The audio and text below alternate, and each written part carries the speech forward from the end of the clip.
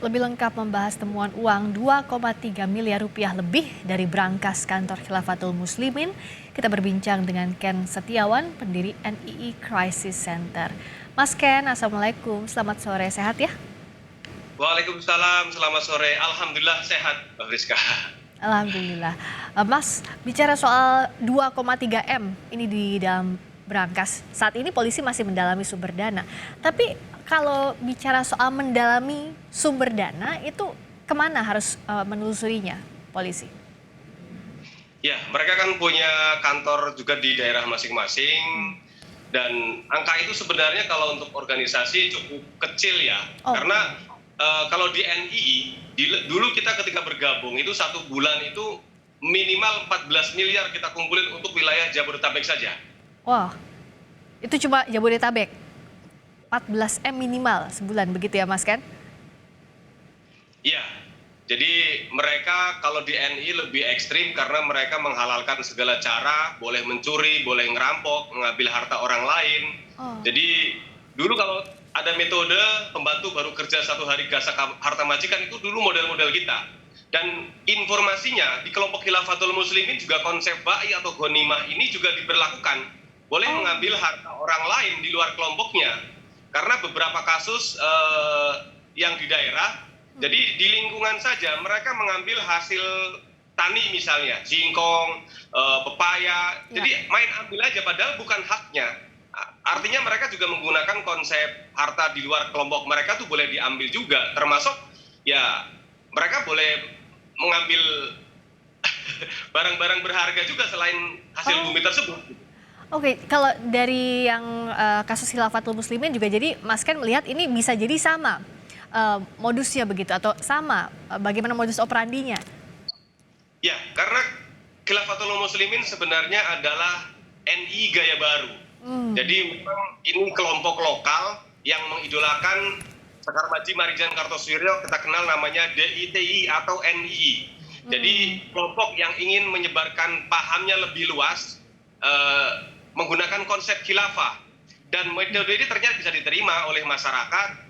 Dan mereka kelompok Khilafatul Muslimin ini juga menampung para mantan NII, para mantan Gavatar, para kelompok-kelompok Kesatuan Al-Haq, Al-Quran Suci, Islam Baiat, dan lain sebagainya.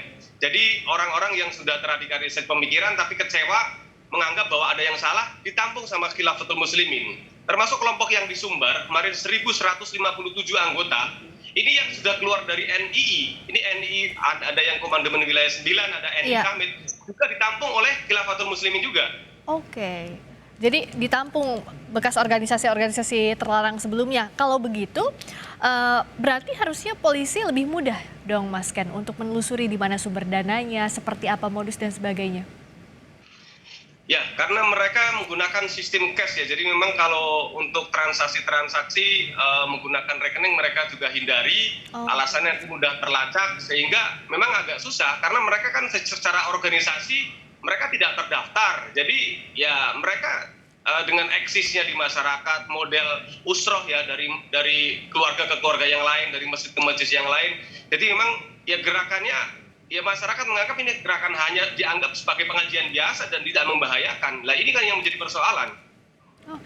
Selain tadi bisa menghalalkan segala cara untuk mengambil harta di luar kelompoknya, betul ya Mas Ken begitu ya? Apakah juga misalnya ada iuran tertentu dari anggota terdaftar untuk Khilafatul Muslimin ini kalau Mas Ken lihat? Ya, ada iuran bagi anggota yang sudah dibaiat atau disumpah setia, nanti ada iuran wajib. Dari beberapa persen dari penghasilannya nanti akan diserahkan, dari usaha, dari pendidikan, dari mereka juga dari internal saja sudah menghasilkan dana yang cukup besar, apalagi dari luar.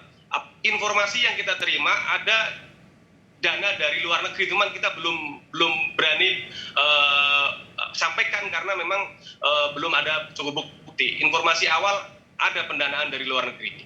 Kalau ada pendanaan dari luar, terafiliasi dengan jaringan mana Mas di luar?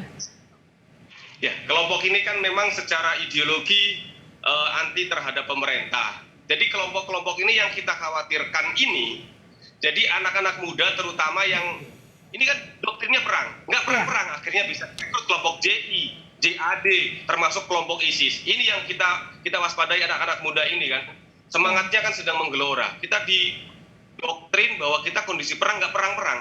Akhirnya banyak kelompok yang ini anak-anak muda bergabung kepada JI, JAD, dan faktanya memang kelompok yang nusuk Wiranto di Banten ini jaringan Khilafatul Muslimin juga, termasuk teroris yang di Bekasi ini juga menggunakan ID card Khilafatul Muslimin juga.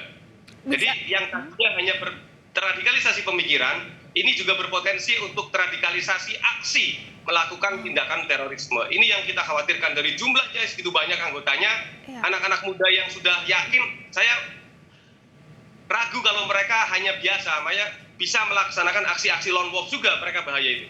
Jadi bisakah dikatakan Mas Ken, kalau yang sudah terradikalisasi di sisi pemikiran, sudah pasti orientasinya pada aksi?